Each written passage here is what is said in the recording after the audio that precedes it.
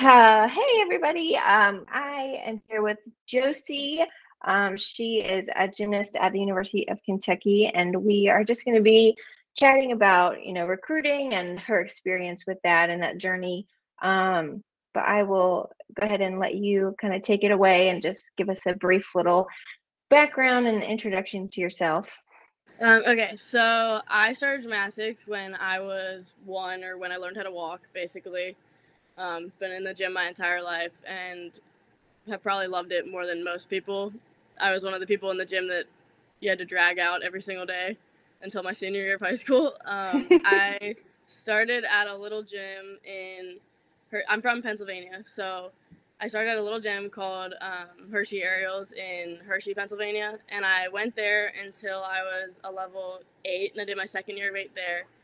And they've never really had someone go to college before from the gym, and I knew there was a gym nearby that usually all of our girls, once they kind of got to the upper levels, started switching over. So I switched to Prestige Gymnastics that has Jen Feda, Tony Feda, Kevin Pope, and Sarah Stallings. They're all super great coaches. They took me in when I was 11 or 12. I think I was going into 7th grade. And the minute I got there, we started recruiting.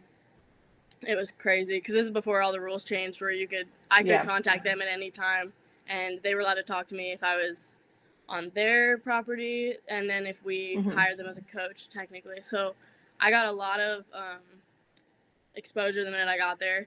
There was a humongous group of girls my age whenever I got there. There was, I think on my level 10 team my first year, there was 25 girls on my team. So there was always at least 8 girls my age going for the exact same spots, looking at the same colleges.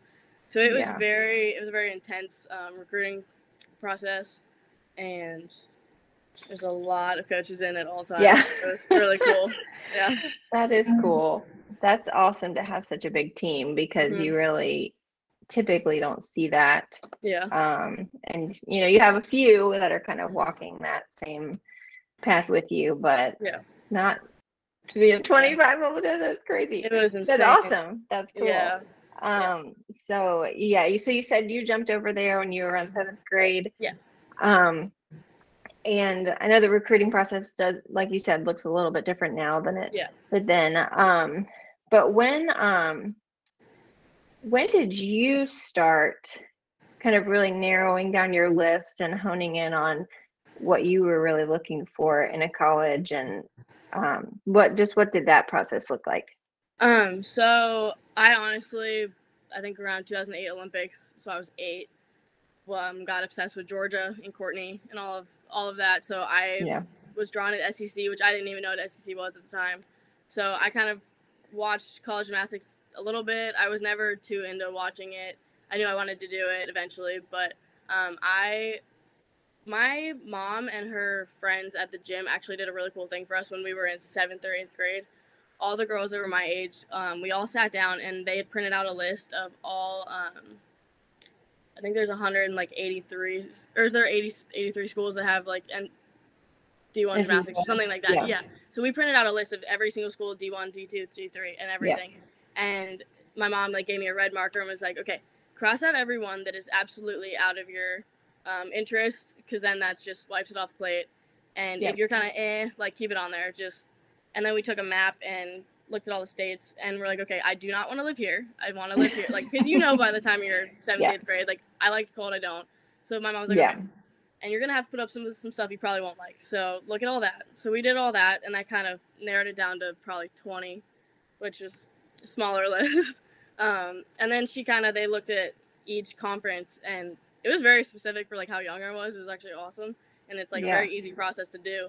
But we looked at each conference, and then my mom looked through everything and was kind of okay, so this is the stuff that SEC is known for, Big Ten, Pac-12, all of that. And we kind of looked at all of those, and I was always drawn to either Big Ten or SEC, which was 2 biggest, and that all the flashy lights, sparkly those, everyone loved both of those.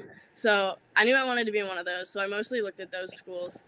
And I created a YouTube channel when I was 9 and just started uploading. I videoed every day at practice, at least one video every day. My mom was so big on get as many videos as you want, because even if you don't use them, you have them, and all of that. So we would upload anything that was not super bad form, or like if I was trying new skills, I would show the progression through all of that. I just was constantly, my mom was huge on like get a social media presence, even if no one's looking at it, like it's there so people can find it. And I started emailing all 20 of that on that list. I found all of the college coaches' emails, and I found that from, I was super big on making friends at meets, because that's the easiest way to make connections and stuff like that. So everyone has someone's email at least, so then you can kind of all of that. So I don't know if they're allowed to like text or email now, like depending on what age, but at least once every 2 weeks, I would send an email to each coach that I was even slightly interested in, just to keep my options open when I was younger. And I would send my YouTube link, I'd send my gymnastics Instagram account, and then I'd specifically talk about like each meet that I had like recently. But it just kind of kept my name in their face, honestly. Yeah. No, that's awesome. That's good that it sounds like your mom was really on top of it. So yeah, she had never done it before too, so that was the coolest thing. That she was like a marketing major, so she knows how to like, sell someone's name and stuff like that. But yeah, she was made it very easy for me, because she was just very pushy with, get this done, because if you can at least, even if you don't know if you want to do it, like putting all your options out there, you never know what you're gonna get. So yeah, no, that's good. That's awesome that you had some help from your mom, and your coaches knew the process as well, so that definitely helps. I think for kids that are going through, maybe they're the only level 10 at their gym, or they their gym just doesn't really send kids to college, or the coaches just don't know, it makes that process so much harder. And a lot of parents don't know. And that's, I mean, that's fine. That's not their job, So, but it is awesome to get help. And just like, it seems like you and your mom just made sure that no stone was left unturned. And that is, I think, the biggest thing, the biggest takeaway from that, because you don't know what you don't know. So yeah, that's awesome. When did you, so you signed with Kentucky, when did you actually commit? Do you remember like what grade, what age? So I committed in 9th grade. Okay.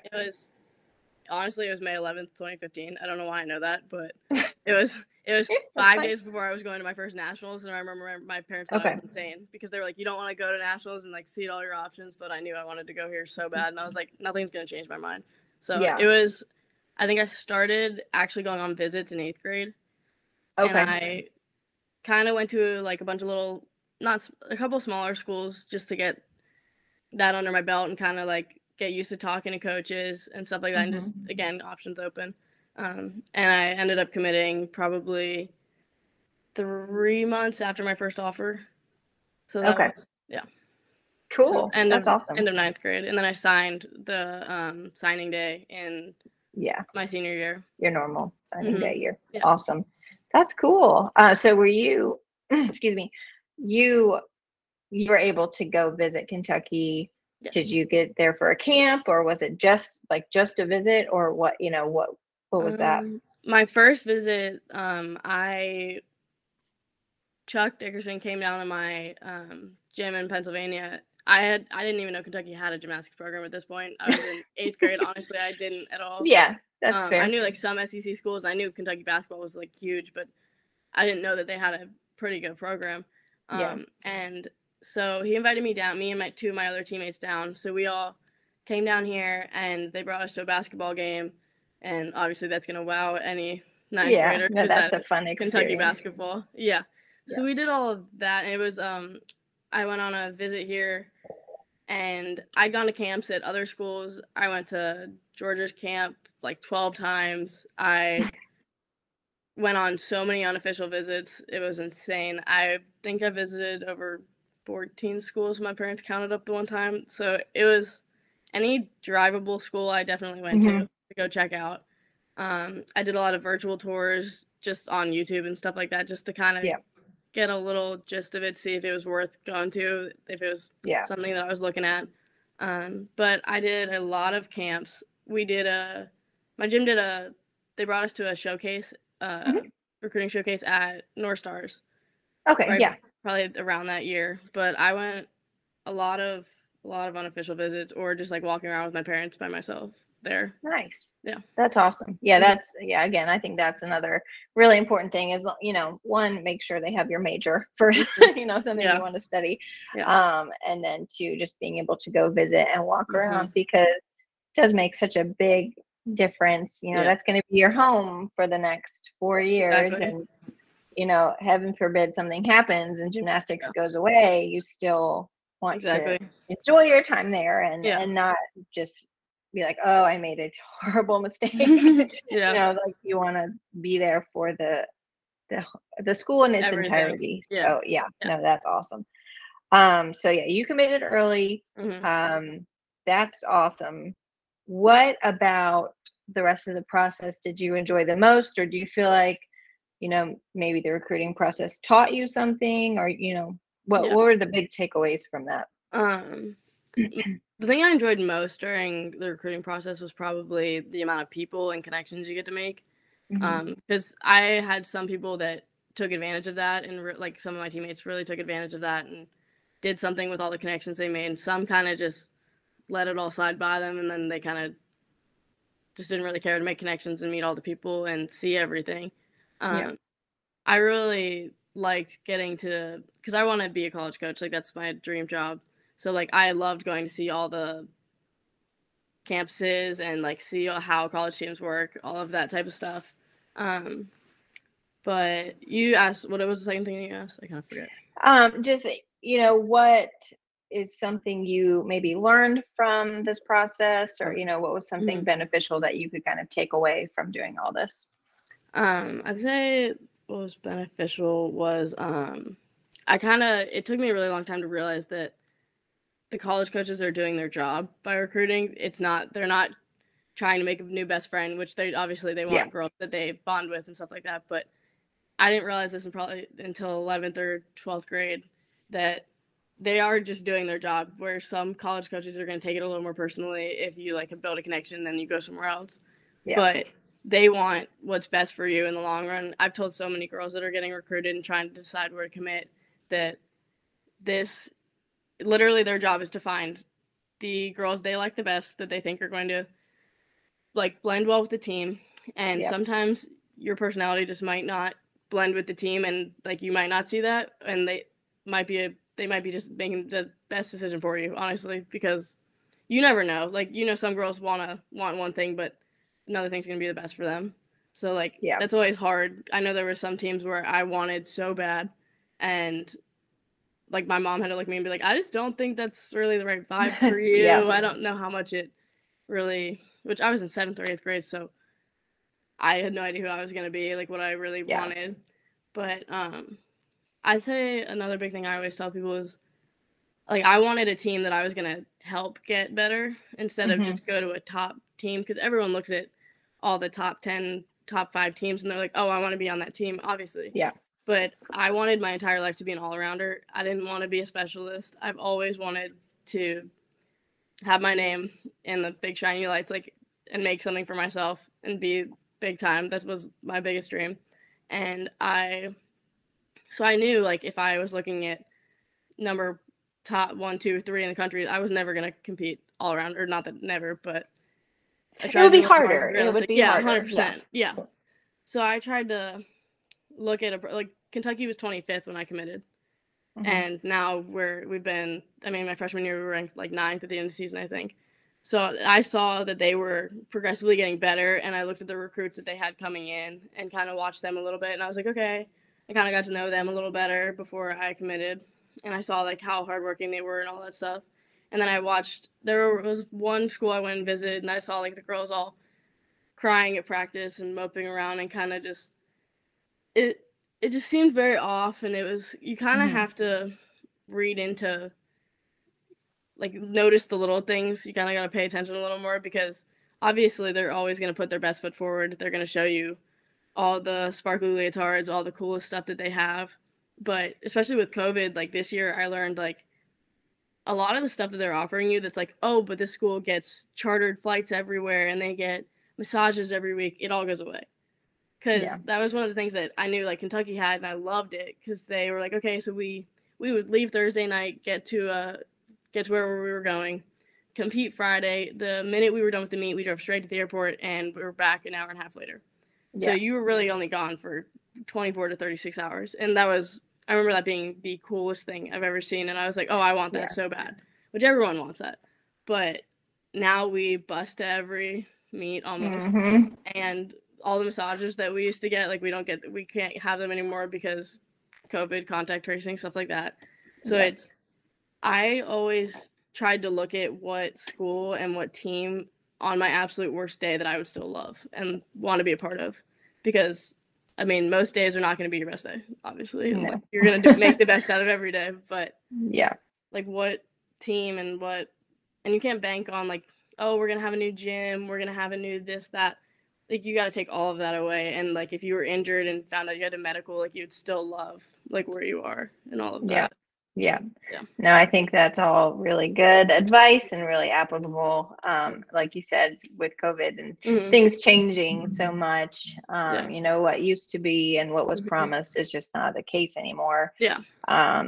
And, you know, you're never guaranteed anything, especially I feel like with college athletics, things change and fluctuate so quickly. And so with coaches and, you know, budgets and, you know, all of it. So, just enjoying where you are, enjoying the people you're going to be around. I definitely think that's a big takeaway. And that's, you know, very smart to notice that at a younger age too. So that's awesome. So there's not many schools, you know, that, you know, there's in the grand scheme of things, the number of level 9s and 10s who are very qualified to do college gymnastics, and then the spots that are actually available to them are not, you know, the ratio is just not there. So what, you know, why do you think it can be so hard for good athletes to kind of get their foot in the door or get noticed by coaches, or, you know, why do you think they kind of fall through the cracks sometimes? I'd say if you are kind of lacking with the amount of communication, or not even communication, just the amount that you put yourself out there. So like, kind of like how every single week I send at least one email, and I posted a video on my stories. I posted on YouTube. Like, I tried to make sure that I was always somehow going to get on someone's screen or something like that. I think sometimes with smaller gyms, especially, I have a couple of teammates that they were the only level 10 at their gym. They had never had a girl go to college before, and they always talked about how, like, their coaches didn't really know how to go about it, and that some schools kind of played them a little bit because, like, they didn't really, like, you can't take every single thing they say, and obviously you want to trust the college you're going to, but you know that they're talking, like, I think the one school that I was looking at, it was, like, top 3 for me. They told me every scholarship they had 3 to 4 girls in that, like, for that scholarship specifically, or like that walk-on spot. So if you think about it, that's, for my year here, there's 4 people in my year, and that's 12 girls that they're looking at for 4 spots. So that's a big one.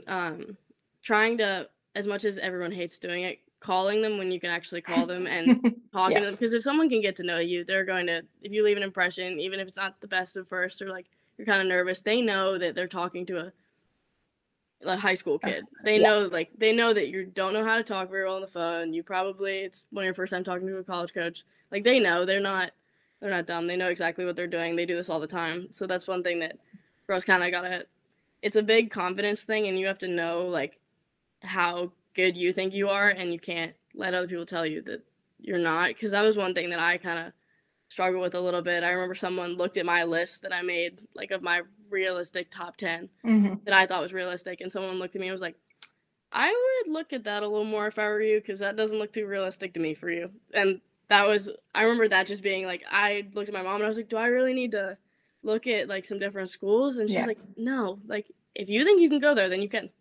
And that was one thing that I was like, okay, then yeah, I can. Like, there's a lot. It's so easy to let your teammates, which especially whenever you're like growing up, everyone wants to be the best, obviously, and everyone wants the attention and all the spotlight and everything. So that's just kind of knowing that, I mean, everyone has to know like how good they are, but even putting yourself out there for things that you don't like, maybe it's a long shot, like still trying for it, because I mean, you're not going to lose anything, like sending an email, calling. Exactly. Exactly. Yeah. It doesn't hurt anybody to send an email or leave a voicemail. And, you know, if the coach says, you know, I'm sorry, our roster's full, or, you know, whatever, that's fine. It's okay. And you know, now moving forward, like, oh, that was not the place for me. And now I can focus my efforts on these other, you know, 9 or 10 schools that have responded, or, you know, have space available. And so yeah, I think that is huge. And it goes for academics too. I mean, you might be on the border of, you know, the testing scores, or, you know, whatever, GPA. And, you know, but there is a chance you might get in because you have all these other extracurriculars, or, you know, what have you. So yeah, I mean, that's definitely worth trying, and then see what happens. I feel like you would hate to get, you know, 6 months down the road and have kind of missed the boat and be like, oh, I wish I had just asked. So yeah, definitely. I definitely think that is really important. So do you have any other, you know, words of wisdom or advice for recruits coming up, for people who are about to start that process? I would say, like, especially for me during the recruiting process, I broke my one ankle 4 times in 1 year. And I remember, like, it was just constantly, I was in a cast, out of a cast, in a cast, out of a cast, trying to get videos out there, stuff like that. I've watched girls get, like, picked up by colleges their senior year that are now, like, top 3 in the country. And the other girls that committed in 7th or 8th grade, I've seen it completely falls apart. So I'd say, like, thinking about it, a lot of people put so much pressure on themselves because they see everybody else, like, committing, finding schools, getting so much contact and attention and all that. Like, it's never too late, because things happen, life happens, people decide that things are not for them. So, like, to never, and even if you think, like, you see, I know that there's someone I knew that they looked on every website that had all the recruiting tips, stuff like that, and, like, had a list of who were commits and stuff like that. They were like, oh, this school is full, like, all their scholarships are taken. There's no shot I can go there. And I was like, why don't you just reach out and ask? Like, you never know, like, maybe that something fell apart, something, like, you never know what they have, even if everything is telling you that there's no chance.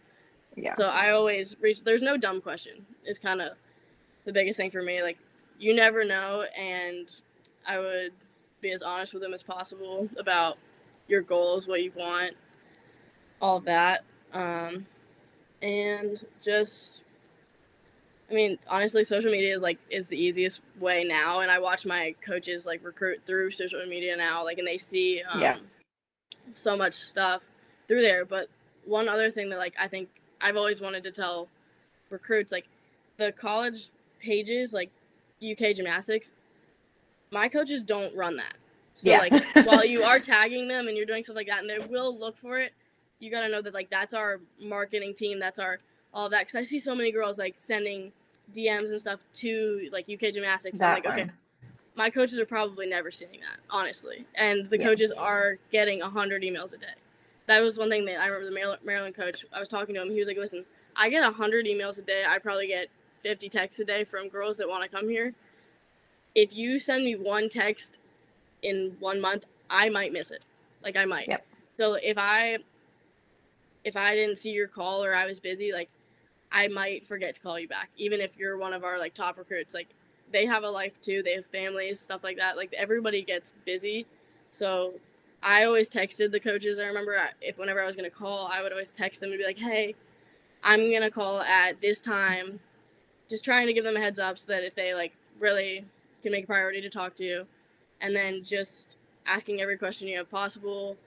Kind of, I've always tried to reach out to girls that were on the team and kind of ask just like, okay, hey, like, what kind of things does your team do? Are you guys close? Is it, because every team is going to tell you they're a family and that they love everybody and it's all sunshine and rainbows. But obviously, having 16 to 20 girls on a team, there's always going to be problems somewhere. Like, and there's one school I saw like this past year lose a couple girls, like, and everybody left. And then I was watching a girl that was kind of looking at them and they were like, yeah, but these 3 people committed there. And I was like, yeah, but they've never been there. So you got to just look like that. If you see a lot of that, just kind of try to ask more questions to maybe the girls if you're there. Just kind of be like, okay, honestly, like, how do you feel about this? Just every question you can ask. And then I always try to take videos of the campus because I went on 15 unofficial visits in a year and forgot everything. My sophomore year, I was walking through campus on a different side. I'd never been here. And I was like, oh, I thought that this was a part of Nebraska's campus, honestly. I did not know that this was part of Kentucky's. Like, they all blend together.